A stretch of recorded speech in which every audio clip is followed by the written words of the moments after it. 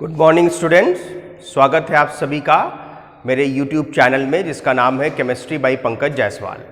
कल की क्लास में बच्चों हम लोग पढ़ रहे थे कि अभिक्रिया की कोटि किसे कहते हैं, हमने ये डिस्कस किया।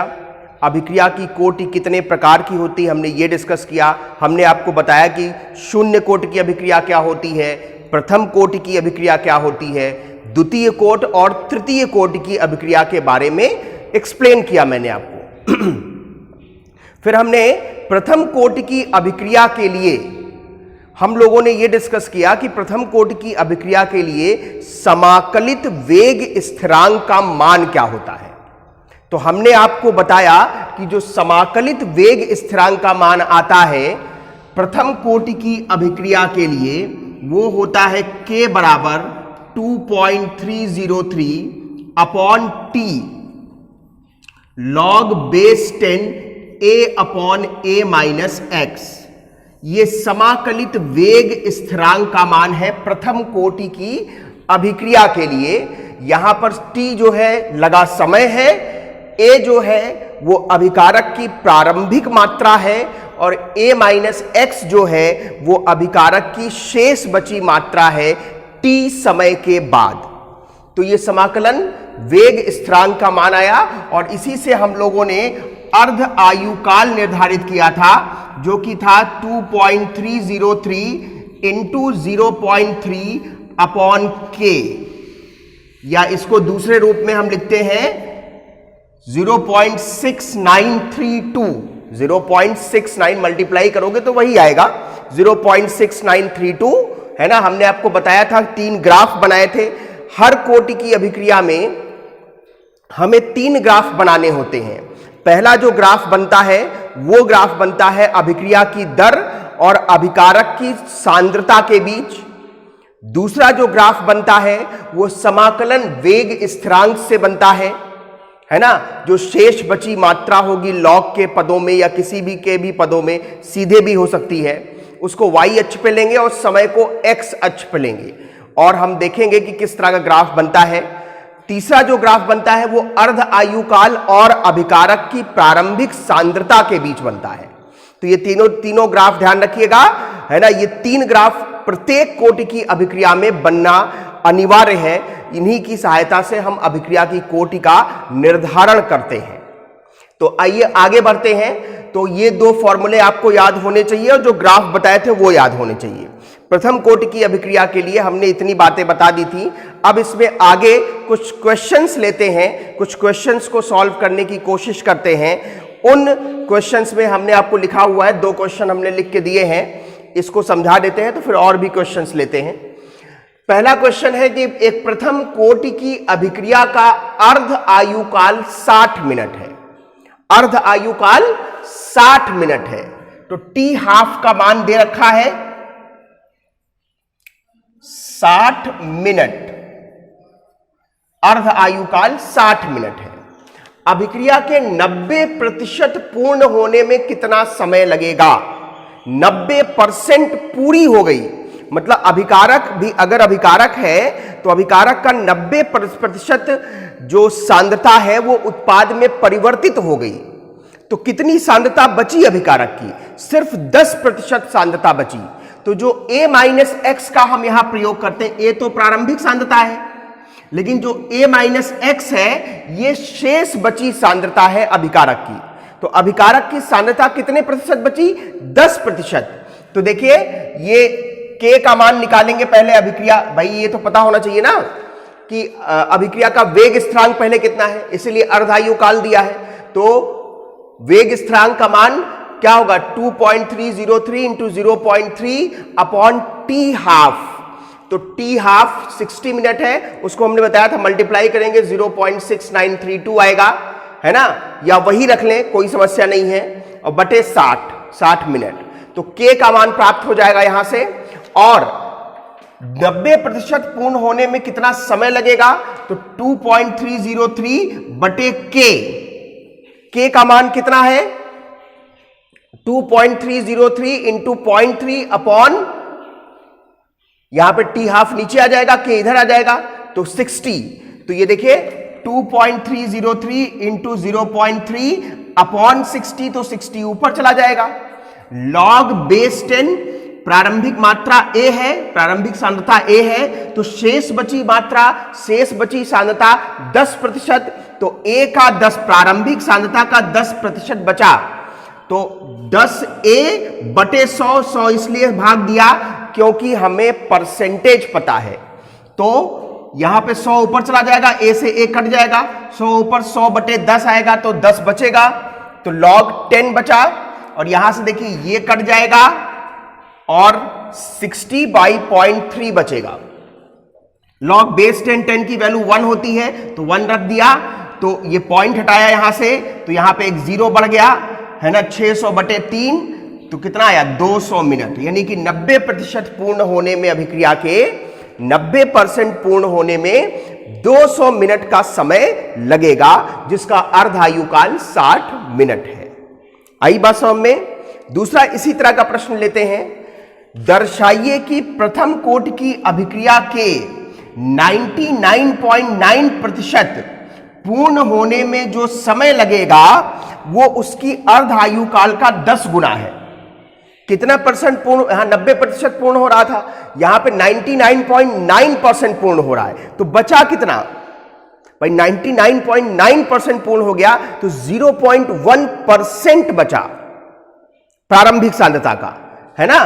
तो 0 प्रारंभिक सांद्रता अगर A है तो 0.1 प्रारंभिक सांद्रता का 0.1% बचा, तो 0.1A और परसेंट है तो 100 से डिवाइड कर देंगे, ये 100 ऊपर चला जाएगा, A से A कट जाएगा, 100 यहां क्या बचेगा, ऊपर 100 हो गया और नीचे 0.1 पॉइंट लॉग एक 0 और आ जाएगा, तो 1000, तो लॉग बेस 10 1000, लॉग बेस 10 1000 की वैल्यू होती है 3, है ना, तो 2.303 इंटू 3 अपॉन K, और अर्धायु काल 2.303 इंटू 0.3 अपॉन K। तो हमें ये बताना है कि ये जो समय लगा ये अर्ध आयु काल का 10 गुना है, तो इस समय को अर्ध आयु काल से डिवाइड कर देंगे, तो ये देखिए ये समय कितना 2.303 इंटू 3 अपॉन K, ये लिख दिया, और डिवाइड करना है तो उल्टा करके मल्टीप्लाई कर दें, तो K ऊपर अपॉन 2.303 इंटू 0.3, तो 2.303 कट जाएगा, K से K कट जाएगा, ऊपर बचेगा 3, नीचे बचेगा 0.3, तो पॉइंट हटाओगे 30 होगा, 30/3 मतलब कि 10 गुनी, यानी कि यहां देखिए ये समय जो है वो अर्ध आयु काल का 10 गुना होगा। उम्मीद है समझ में आया, नोट करिए इसको, तो और भी क्वेश्चंस लेते हैं इससे रिलेटेड।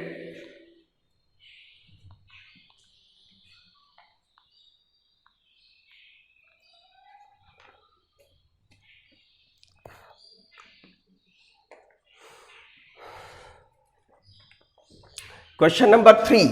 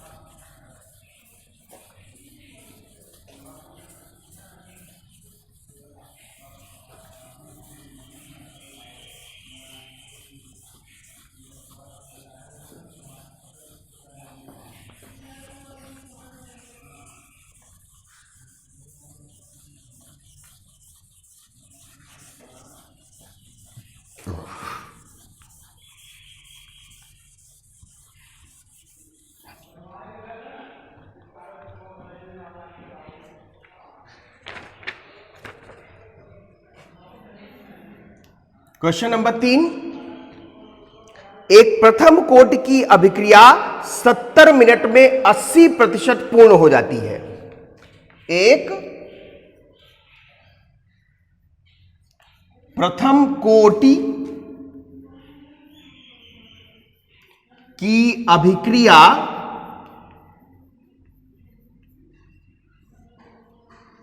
सत्तर मिनट में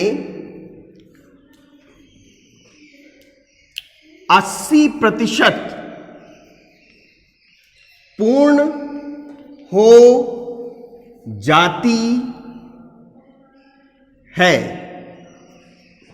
80% पूर्ण हो जाती है, तो अभिक्रिया के 90% पूर्ण होने में कितना समय लगेगा? अभिक्रिया के 90% पूर्ण होने में कितना समय लगेगा? 70 मिनट लगता है 80% अभिक्रिया के पूर्ण होने में। तो पहले तो प्रथम कोटि की अभिक्रिया है, तो पहले तो वेग स्थिरांक का मान देखिए, समय लगा कितना? 70 मिनट, और अभिक्रिया ए की मात्रा यानी प्रारंभिक सांद्रता को ए ही रखा जाए, लेकिन a माइनस एक्स 80% पूर्ण हो गया। इसको ऐसे भी निकाल सकते हैं, 80% किसका? प्रारंभिक सांद्रता का। तो 80a/100, a माइनस 80a/100, ये घट जाएगा, ये हो जाएगा 4, ये हो जाएगा 5, तो a माइनस 4a/5, यानी कि ये आ जाएगा 5 एलसीएम, और 5 माइनस 4a तो a/5, तो ये a माइनस एक्स का मान हो गया। तो वेग स्थिरांक का मान 2.303 upon t 70 minute log base 10 a/a/5, तो 5 ऊपर चला जाएगा, लॉग बेस 10 5 की वैल्यू होती है 0.699, यानी लगभग 0.7, तो 2.303 और बटे 70 इंटू 0.7, तो ये पॉइंट हटाएंगे तो एक जीरो आ जाएगा, ये नीचे आ जाएगा 700, तो जो k का मान हो गया ये 2.303 इंटू 10⁻⁻², ये अभिक्रिया का वेग स्थिरांक का मान आ गया, है ना। मिनट है तो प्रति मिनट, क्योंकि प्रथम कोटि की अभिक्रिया की यूनिट यही होती है।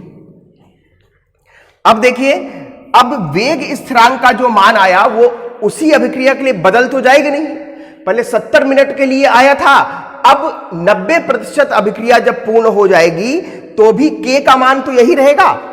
तो 90% पूर्ण होने का मतलब कि प्रारंभिक सांद्रता a रखी जाए, लेकिन a माइनस एक्स का जो मान होगा वो a माइनस 90a/100, यानी कि ये जीरो कट गया, 9/10, 9/10 10 एलसीएम हो गया, a/10, तो ये अंतिम सांद्रता हो गई। k का मान 2.303 इंटू 10⁻⁻² बराबर 2.303। समय कितना लगेगा हमको नहीं पता है, लॉग बेस 10 a/a/10, तो a से a कट जाएगा, 10 ऊपर चला जाएगा, log 10 की वैल्यू 1, तो ये आ गया 2.303/t। ठीक है, अब देखिए इधर से 2.303, इधर से 2.303 कट गया, तो 1/t का मान आया 10⁻⁻², तो t का मान क्या आएगा? 10⁻², मतलब 100 मिनट। 90% पूर्ण होने में 100 मिनट का समय लगेगा। नोट कर लीजिए इसको। तो अगले क्वेश्चंस पे आते हैं।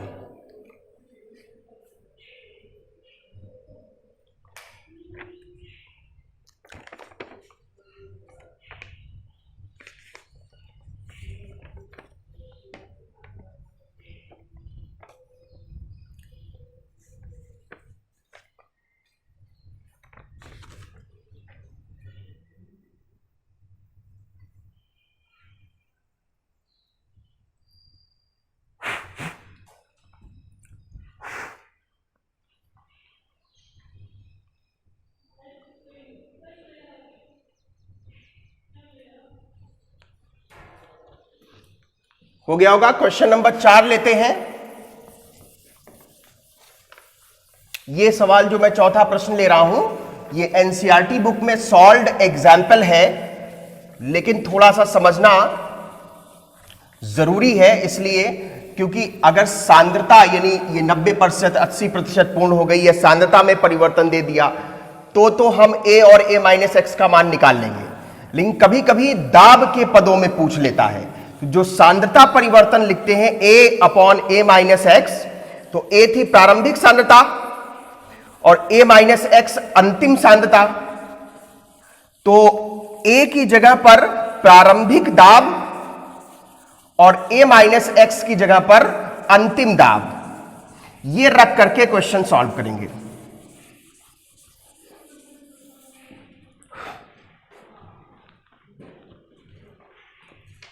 प्रश्न है, देखिए एक अभिक्रिया दिया है, 2N2O5 गैस है, इसको गर्म करने पर ये 2N2O4 गैस में और ऑक्सीजन गैस में विघटित होता है। यह कह रहा है कि कुछ आंकड़े दिए गए हैं इस समीकरण के लिए, कुछ आंकड़े दिए गए। आंकड़े क्या है? ये देखिए, क्रम संख्या 1, 2, समय 0, 100, समय दिया है सेकंड में,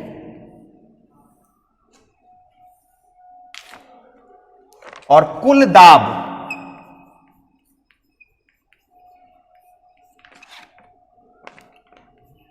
एटमॉस्फेयर यानी वायुमंडलीय दाब दिया है। पहला दिया है 0.5 और दूसरा दिया है 0.512। ये आंकड़े दिए गए हैं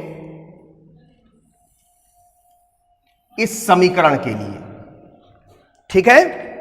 तो निकालना है अभिक्रिया का वेग स्थिरांक का मान, वेग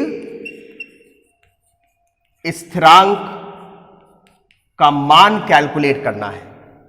तो देखिए, समझिए ध्यान से, अभिक्रिया जो है वो N2O5, N2O4 और O2 में परिवर्तित हो रही है।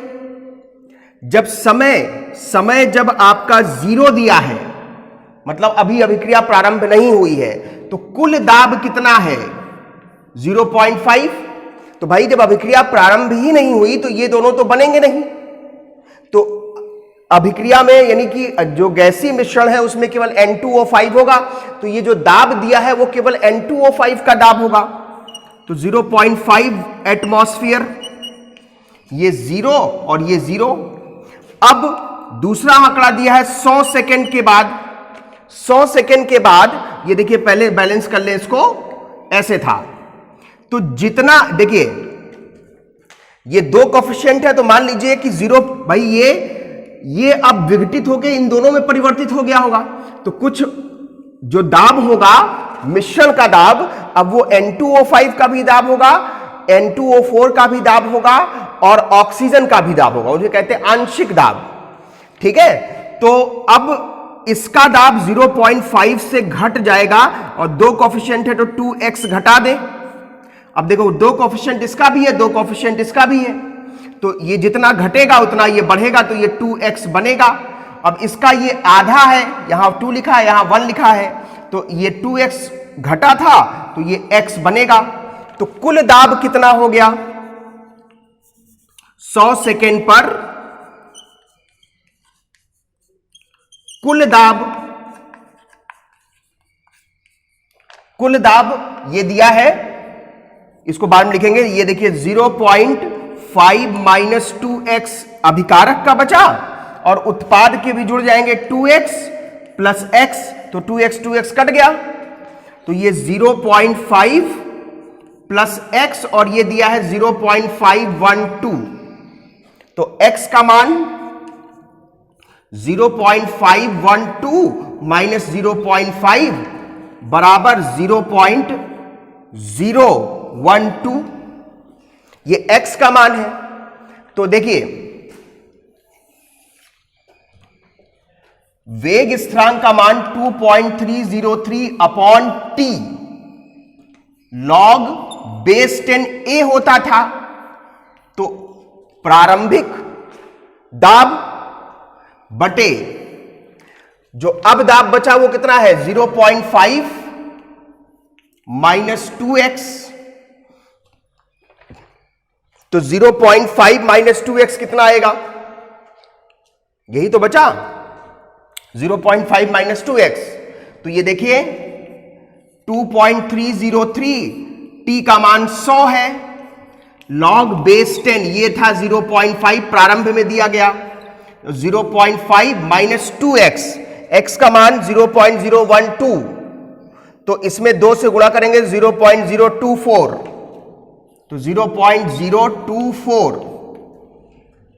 तो ये वैल्यू आएगी 2.303 बटे 100 लॉग बेस 10 0.5 अपॉन, इसमें से घटाएंगे तो ये आएगा 6, 9 में से 2 गया 7 और यहां पे 4, 0.476।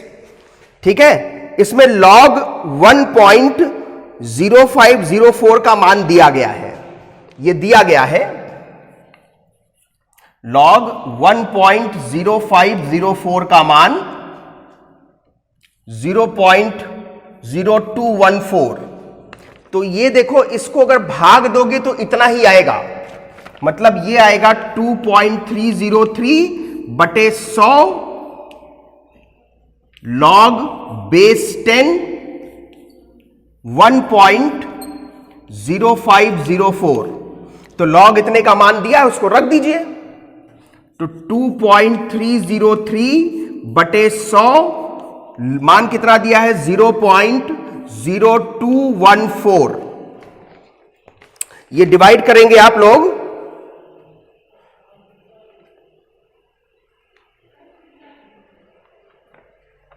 ये गुणा कर लीजिए, गुणा करने पे आएगा 0.049 बटे 100, या के का मान जो आया आपका वो 4.9, ये 100 ऊपर जाएगा 10 टू द पावर माइनस 2 और ये 2 पॉइंट, तो 10 टू द पावर माइनस 4 प्रति सेकेंड,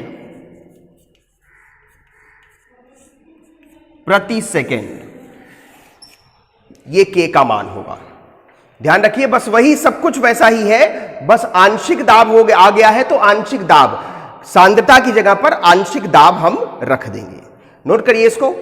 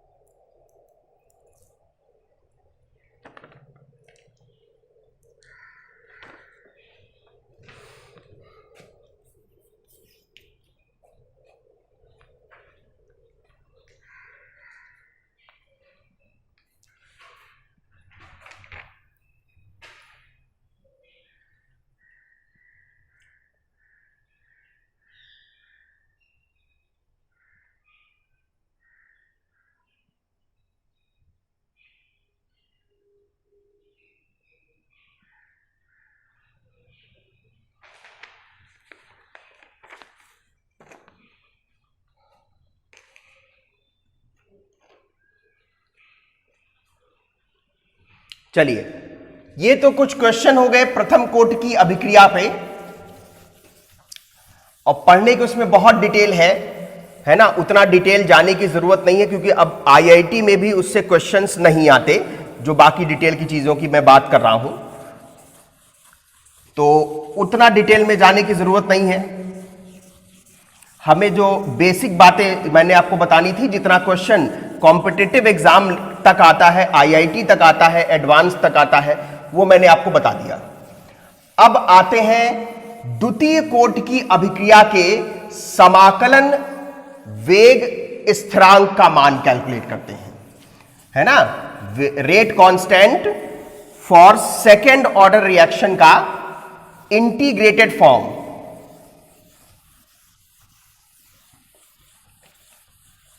तो उस पर डिस्कशन करते हैं, जैसे प्रथम कोटि की अभिक्रिया के लिए हमने कैलकुलेट किया था, वैसे ही हम लोग द्वितीय कोटि की अभिक्रिया के लिए भी कैलकुलेट करेंगे।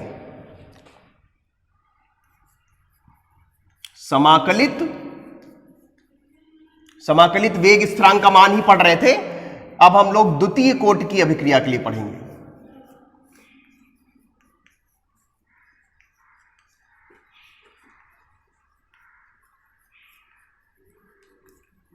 द्वितीय कोटि की अभिक्रिया के लिए पढ़ेंगे। बहुत ध्यान से समझिएगा, जैसा कैलकुलेशन हमने प्रथम कोटि की अभिक्रिया में किया था बिल्कुल वैसा ही कैलकुलेशन करना है, कोई ज्यादा खास डिफरेंस नहीं है। तो इसमें देखो dx अपॉन dt अभिक्रिया की दर वहां a माइनस एक्स के समानुपाती था प्रथम कोटि की अभिक्रिया में, यहां इसके स्क्वायर के समानुपाती होगा। तो dx अपॉन dt का जो मान होगा एक नियतांक आएगा a माइनस एक्स का whole square. a minus x square को इधर ले आइए, dt को उधर ले जाइए, तो dx upon a minus x का whole square k into d t, बिल्कुल वैसे ही कर रहे हैं। अब दोनों तरफ इंटीग्रेट कर लीजिए, कांस्टेंट का इंटीग्रेशन नहीं होता। तो ये देखिए हमने आपको बताया था पहले ही कि a माइनस एक्स को हमने क्या माना था प्रथम कोटि की अभिक्रिया में डिराइव करते समय, a माइनस एक्स को हमने माना था t। तो हमने आपको बताया था कि dx का मान किसके बराबर था, माइनस dt के मान, है ना। तो ये माइनस बाहर आ जाएगा और ये 1 अपॉन टी स्क्वायर हो जाएगा, भाई इसका मान t माने हो टी स्क्वायर, और ये dt हो जाएगा और ये kt प्लस c हो जाएगा। ये इंटीग्रेशन हटा दीजिए, अब सॉरी इंटीग्रेशन करना है अभी। तो 1 अपॉन टी स्क्वायर का मतलब t to the power minus 2 dt kt plus c, kt plus c। अब देखिए इसका इंटीग्रेशन करेंगे तो क्या होता है, जो पावर होती है, मैं आपको इसका फॉर्मूला बता दे रहा हूं, integral x to the power n dx, इसका मतलब होता है x to the power n plus 1 upon n plus 1, ये सूत्र होता है। तो जो पावर है उसमें एक जोड़ देंगे और पूरी पावर से डिवाइड कर देंगे। तो ये देखें, ये माइनस बाहर रखें, t to the power minus 2 plus 1 upon minus 2 plus 1 equals to kt plus c। t to the power minus 1 बचा और यहां भी माइनस 1, माइनस से माइनस खत्म, है ना। तो ये 1 upon T kt plus c, 1 upon T का मतलब 1 upon a minus x kt plus c। अब देखिए इक्वेशन नंबर 1 मान लीजिए, यदि या जब t का मान 0 था तो a माइनस एक्स का मान a था, बोलो ठीक है, प्रारंभिक सांद्रता। तो kt हो जाएगा 0 तो c का मान आ जाएगा 1 अपॉन a। तो समीकरण 1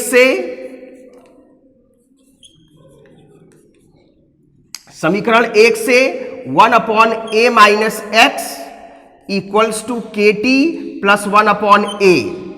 तो k का मान क्या आएगा, t को उधर भेज दीजिए, 1 अपॉन, पहले 1 अपॉन a को उधर भेजिए, तो 1 upon a minus x, 1 upon a minus x minus 1 upon a, और t को उधर भेजेंगे तो 1 अपॉन t।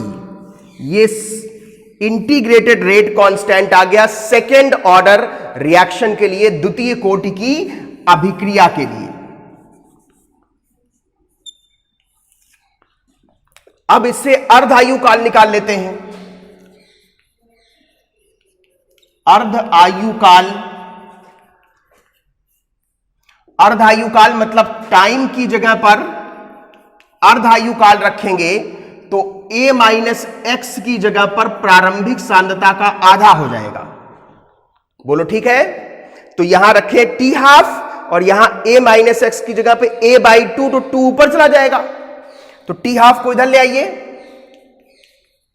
तो 1 अपॉन k हो जाएगा, भाई k उसकी जगह पे, t इसकी जगह पे, 2 upon a minus 1 upon a, तो 2 अपॉन 2 में से 1 घटाओगे 1 बचेगा, 1 अपॉन a, तो 1 अपॉन k इंटू a, है ना। यानी कि जो टी हाफ है अर्धायुकाल, वो प्रारंभिक सांद्रता के व्युत्क्रमानुपाती होता है। तो ग्राफ बना लीजिए, 3 ग्राफ बनाने थे,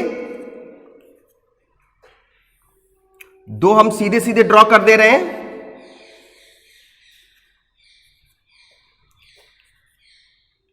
अभिक्रिया की दर और सांद्रता, लेकिन सांद्रता के स्क्वायर पर निर्भर करता है, तो समानुपाती होता है। तो ये स्ट्रेट लाइन बनेगा। वहां प्रथम कोटि की अभिक्रिया में केवल सांद्रता लिया था, द्वितीय कोटि की अभिक्रिया में सांद्रता का स्क्वायर लेंगे, है ना। हाफ अर्धायुकाल और 1/a के बीच, a के साथ नहीं, a के साथ करोगे तो हाइपरबोला बन जाएगा, है ना, लेकिन 1/a के समानुपाती है, तो ये सीधा लाइन बनेगा। ठीक है, पहले नोट कर लीजिए। तो एक तीसरा ग्राफ के लिए जगह नहीं बच रही है, पहले इतना नोट कर लीजिए, फिर तीसरे ग्राफ पे आते हैं।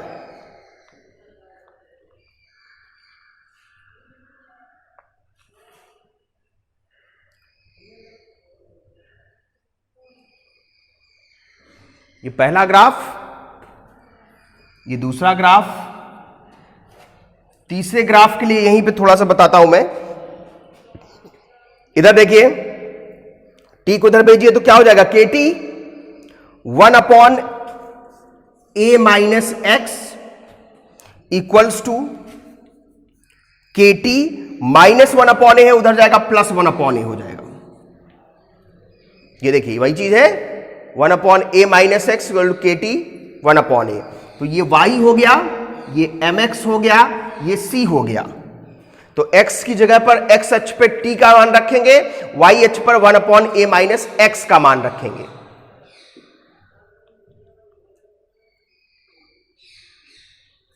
नोट करिए।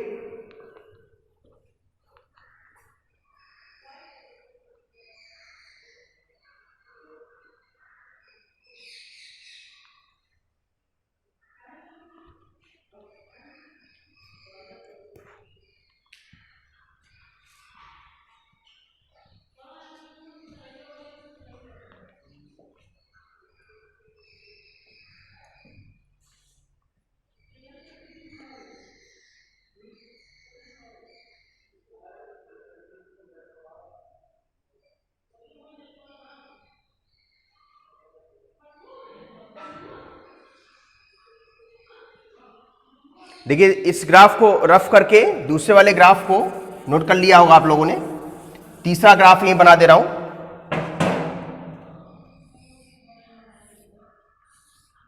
तीसरा ग्राफ देखें, y अक्ष पे 1/a-x रखेंगे और x अक्ष पे रखेंगे t को। तो देखिए m का मान किसके बराबर है, k के बराबर है, और k धनात्मक है, ऋणात्मक नहीं है। तो ऋणात्मक नहीं, मैंने बताया था ऋणात्मक होता तो ऐसे जाता है, और धनात्मक होता है तो इस तरह से जाता है, क्योंकि एंगल 90 अंश से कम हो जाएगा, है ना। और ये जहां पे इसको इंटरसेक्ट करेगा वो दूरी हो जाएगी 1/a, और m का मान हो जाएगा k, जो कि होता है tan थीटा। तो ये तीसरा ग्राफ नोट करिए फटाफट।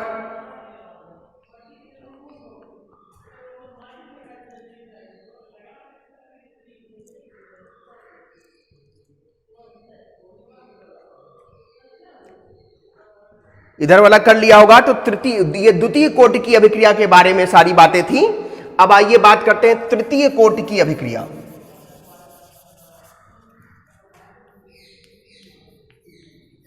तृतीय कोटि की अभिक्रिया, तो ये स्क्वायर की जगह पे हो जाएगा क्यूब, ये सब स्क्वायर की जगह पे हो जाएगा क्यूब, है ना, यहां पे हो जाएगा क्यूब, ये टी स्क्वायर की जगह टी क्यूब हो जाएगा, ठीक है।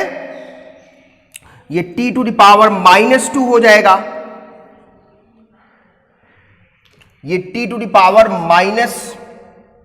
-3 सॉरी -3, तो t टू द पावर -3, और नीचे भी -3+1।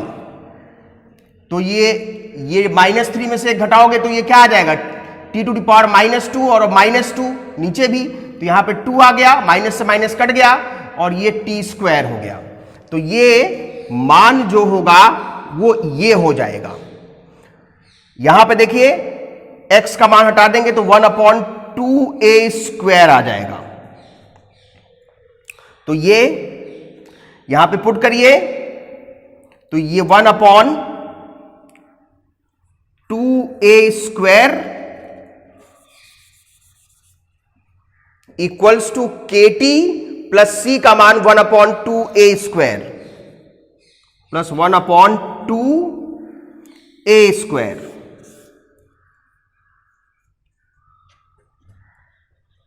तो देखिए KT को उधर ले आइए या 1/2a² को उधर ले जाइए तो इतने में से 1/2a² घट जाएगा, 1/2 कॉमन ले लीजिए तो 1/2t हो जाएगा।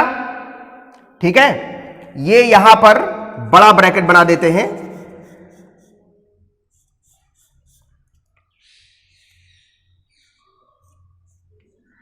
स्क्वायर और ये भी स्क्वायर।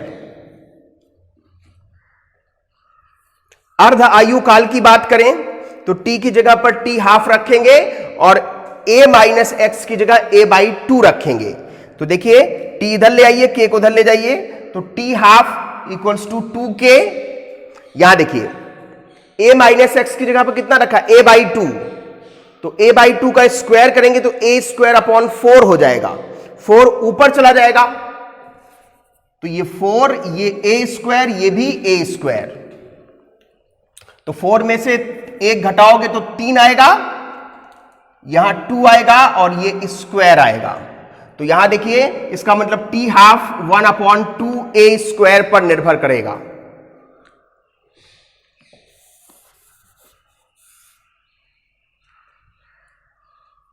और इसमें जो दूसरा ग्राफ बनेगा यहीं पे बना दे रहा हूं, ये t हाफ, ये 1/a² के डायरेक्टली प्रोपोर्शनल है ना। तो ये पहला ग्राफ, ये दूसरा ग्राफ और ये वाला तीसरा ग्राफ। देखिए तीसरा ग्राफ, इधर 2t को उधर भेज दो, 2kt हो जाएगा, 2kt हो जाएगा। तो 1/a माइनस एक्स का स्क्वायर इक्वल्स टू 2kt और प्लस 1/a²। तो ये जो वैल्यू आपने रखी है ये 1/a का स्क्वायर हो जाएगा और ये इसकी वैल्यू आ जाएगी 2k और ये 1/a²। तो ये तृतीय कोटि की अभिक्रिया हो गई। बिल्कुल एग्जैक्टली वही था, तो उसी में हमने करेक्शन करके बना दिया है ना, कुछ खास डिफरेंस नहीं था, बस क्यूब स्क्वायर की जगह पे क्यूब करना था और जहां पे स्क्वायर नहीं है, जहां पे स्क्वायर नहीं वहां पे स्क्वायर कर दीजिए। तो सब चीजें वैसे ही।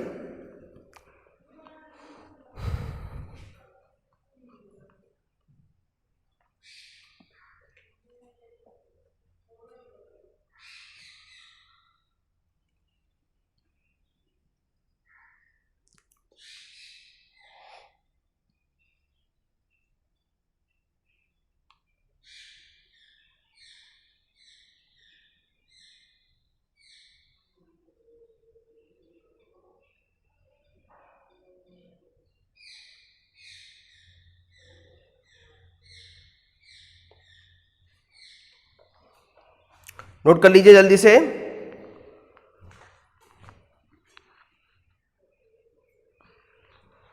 चलिए लास्ट आते लेते हैं शून्य कोटि की अभिक्रिया।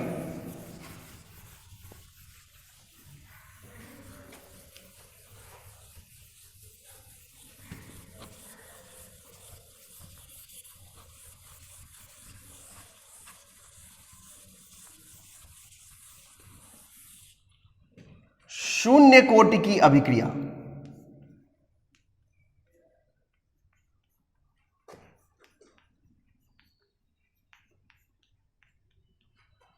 शून्य कोटि की अभिक्रिया। अगर अभिकारक A जो है वो उत्पाद में परिवर्तित हो रहा है, अभिकारक A उत्पाद में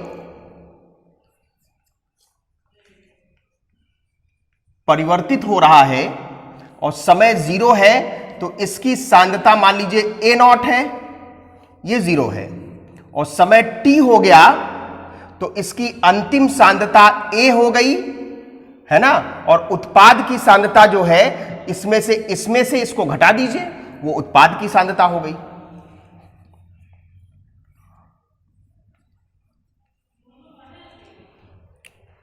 तो अभिक्रिया की जो दर होगी वो minus dA upon dt, rate constant k, और A की ये सांद्रता पर निर्भर नहीं करेगा, तभी तो शून्य कोटि की अभिक्रिया है। तो ये 1 हो गया, dt को उधर ले जाइए तो minus dA k into dt, integrate कर लीजिए dA को ये मानते हुए कि प्रारंभिक सांद्रता A नॉट है और अंतिम सांद्रता A है। ये k को बाहर रखिए, dt टाइम 0 और टाइम t, लिमिट लगा लेते हैं। तो जब लिमिट लगा लेंगे तो ये फिलहाल इसकी वैल्यू a ही आएगी, लेकिन ये अंतिम ऊपर वाले में से नीचे वाला घटा देते हैं, तो माइनस a और ये a नॉट और ये आ जाएगा kt। जब लिमिट ले लेते हैं तो समाकलन स्थिरांक नहीं आता, तो यहां पे माइनस से मल्टीप्लाई करेंगे तो ये वाला प्लस हो जाएगा, ये वाला माइनस हो जाएगा, तो a nought minus a equals to kt। तो वेग स्थिरांक का जो मान आया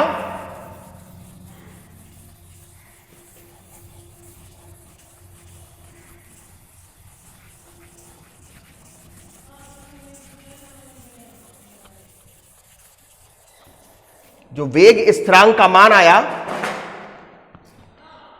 k का मान ये 1 upon T a nought minus a, यहां पे a नॉट प्रारंभिक सांद्रता है और a जो है वो अंतिम सांद्रता है। तो ये वेग स्थिरांक का मान आ गया। इसकी जगह पे अगर अर्ध आयु काल निकालना हो, अर्ध आयु काल निकालना हो तो t की जगह पर रखेंगे t हाफ और अंतिम सांद्रता प्रारंभिक सांद्रता की आधी होगी,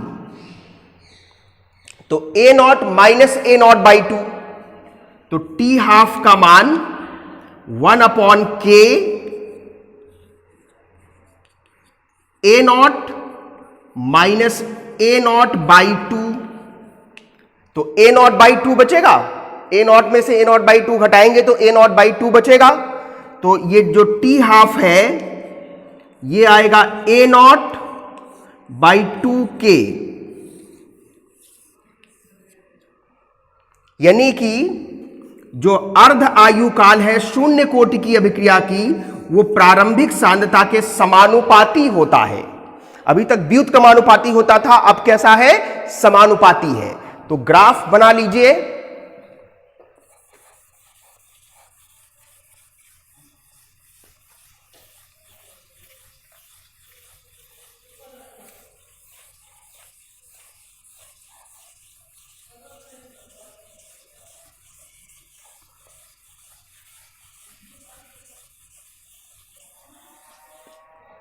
ग्राफ बना ले।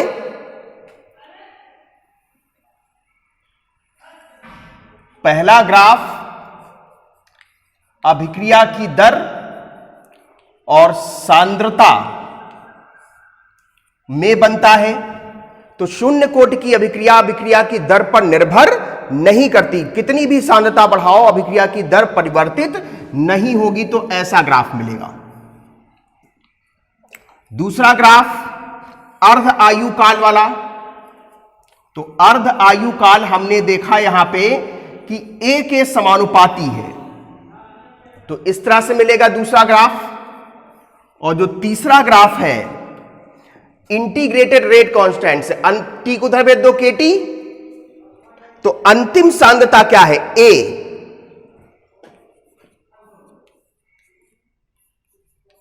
kt माइनस a नॉट,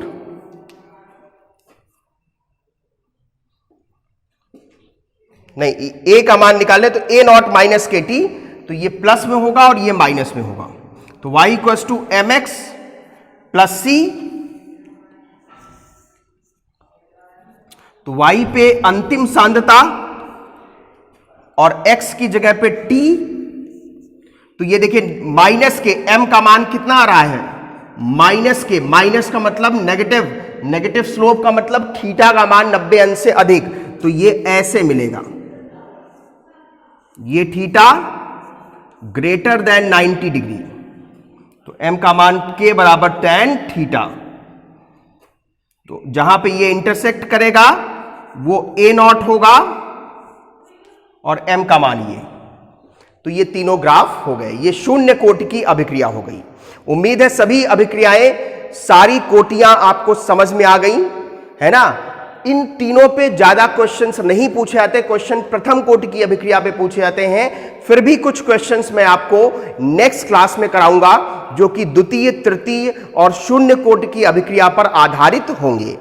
तो मिलते हैं अगले क्लास में। अगर अभी तक आपने मेरे चैनल को सब्सक्राइब नहीं किया है तो please subscribe my channel and press bell icon for notification of all videos.